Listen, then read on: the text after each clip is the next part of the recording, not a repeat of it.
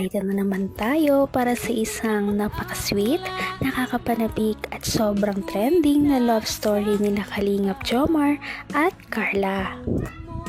Ay aking makilala at kung ano ako'y Para sa pagpapatuloy ng ating love story ay medyo kapanapanimik nga itong ating video ngayon dahil nag-trending na naman sila, dahil nagkaroon na naman sila ng napaka-sweet moments nung nakasakay sila sa boat. Dahil paano pa naman, puro sandal, hawakan ng kamay at titigan ang kanilang ginawa sa pagsakay nila sa boat, at marami talaga silang mga napag-usapan na hindi pa nila napag-uusapan dati. Kaya naman panoorin na natin kung ano ba talaga ang nangyari sa kanilang date sa Thailand na nakasakay sila sa boat. Talagang marami ang mga mangyayaring kilig moments dito, kaya lahat ay inyong abangan.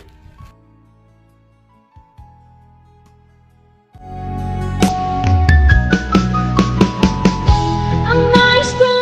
Pero okay na po. Ba't ka malungkot ang nakaraan? Siyempre po, hindi tayo magkasama. Sorry na. Magkaiwalay tayo na. Sorry na kasi... Ba't ikot-ikot na tayo? Nahilo ako. Saan ba tayo pupunta? Nagsasaguan ka man din po. Ikaw naman tuloy. Pero yun nga. Sorry na at... nasa ibang sasakyan na ako. Yung kasi sasakyan na yun is sponsor din ng Jomcar. Namang, alam ko naman na kasama ka sa mga angels. Ako, kaya din muna inano ko. Pero, okay na rin yun kasi actually nagpamiss din talaga ako. Namiss mo ako, no? Hindi po. Bakit hindi? Nagtatampo ka nga eh. Mamumugo tayo! Ay, bilis! Ay, wait lang po. Pasan kasi tayo? Teka, hindi nagkakasundo yung sagwan natin parehas. Magkaibayat na tayo yung sagwan. Ganito na lang, para tayo ganito. Pati yung sagwan. Pati sagwan, hindi nagkakasundo. Nagtatampo rin. Paano ba ito alisin? Ay, sorry. Sorry. Punta tayo sa gitna. Sayang naman yung bayad natin 200. Tsaka parang... Tara po. Tingnan mo, andito pa rin. Kung ano ako'y tanggap mo na, hindi ka rin nag-alala. Bumabawi talaga ang dalawang ito ngayon dahil noong nakaraan ay mahinid na naman sila na pagkasunduan dahil hindi sila nagkasabay noong bumiyahe sila dahil later na dumating si Kalingap Jomar, kaya naman nagtampo si Ate Carla dahil doon. Ay, sorry. Sorry. Punta tayo sa gitna. Sayang naman yung bayad natin 200. Tsaka parang... Tara po. Tingnan mo, andito pa rin tayo, oh. Papunta po tayo doon. Punta tayo sa gitna. Ganun na pa tayo. Eh, di nagkakasundo talaga. Sige.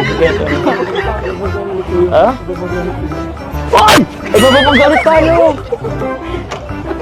Sorry po. Sensya na po.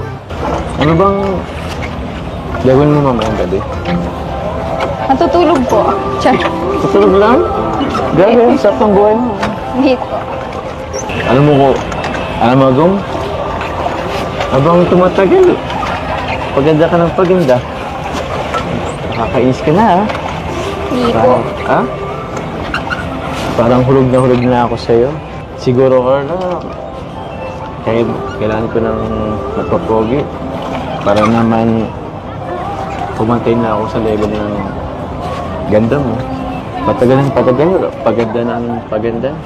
Alam na, nasisinagan ka ng araw. Dala lang po yun ng liwanag. Ha? Basta lang gumanda nung nasisinagan ka ng araw. Ako, kailangan ko na yatang magpapogi para naman baka patay man lang sa level ng kagandahan mo. Naman ang bawat panaginip ko, ikaw lang ang Hindi naman na kailangan naman pang magpapogi si Kalingap Jomar dahil para kay Ate Carla, siya pa rin naman ang pinakagalaki na kanyang nakilala dahil parang nagiging totoo na nga ang kanilang love team. Kaya ito na nga ang mga susunod na nangyari at mga revelasyon. Sabi ng karamihan sa akin, hindi ako pogi. Sinong bumubulong sa'yo na hindi ako pogi? Ano po ay, may narinig po ako dun sa meet and greet. Sa meet and greet?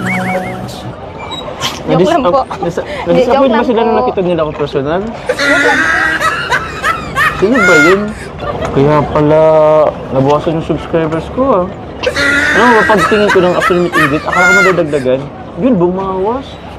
Napangitan ata sa akin. Pausin palang gawa natin, ano? Kaya nga po. Ikaw naman na po magsagwan po. Ako na muna? Sige. Baka pagod ka na eh.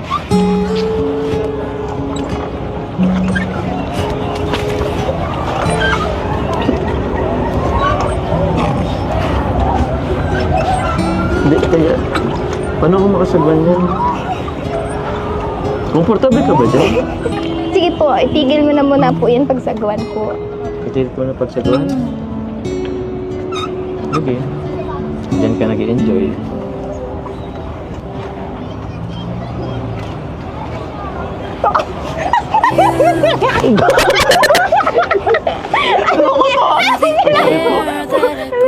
Wait. Lakas ah!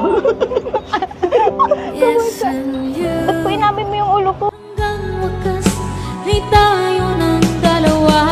Palagi kang naman Kitang-kita naman na sobrang kinilig si Kalingap Jomar sa moves ni Ate Carla. Hindi talaga niya naitago ang kanyang pagngiti. At syempre, mahilig naman kasing manghalik o umamoy si Kalingap Jomar sa buhok ni Ate Carla. Kaya nagulat na naman si Ate Carla dahil dito. Ngunit syempre, ito naman ang ginagawa sa taong gusto mo lamang. Sandal ka sa akin. Sandal ka na lang ulit. O, di ko na amoyin. Sige na, sandal ka na ulit. Sorry ah, hindi ko napigilan. Medyo namiss ko na rin kasi yung ano eh, yung aroma mo.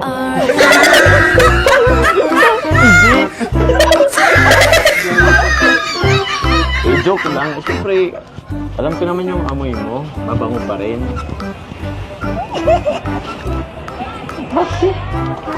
Kayo nga po eh.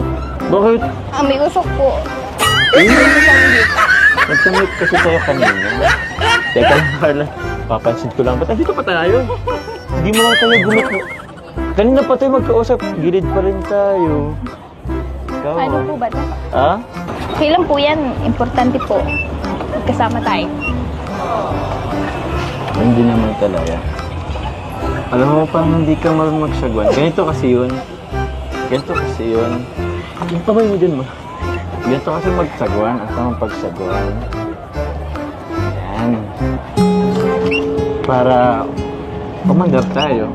Hindi nga po tayong Umandar tayo. Akala mo lang hindi. Pero umandar tayo. Alam mo ba, Carla? Ang relasyon, parang sagwan lang. Dapat sabay kayong pumipedal. Tama, kaya sana ay magpatuloy talaga ang kanilang love team. Nakakakilig naman ang kanilang usapan ngayon sa boat. At paniguradong hindi nila ito makakalimutan kahit na umuwi na sila ng Pilipinas sa susunod. Kaya naman abangan pa ninyo ang iba pa nilang pag-uusapan at mga revelasyong mangyayari sa ating mga video. Patindi na ng patindi ang mga pangyayari sa kanilang love story. Kaya naman sobrang dami talaga ang kinikilig sa kanilang love story at palaging nag-aabang. Kaya naman sana ay magkatuluyan din ang dalawang ito, si Ate Carla at Kalingap Jomar.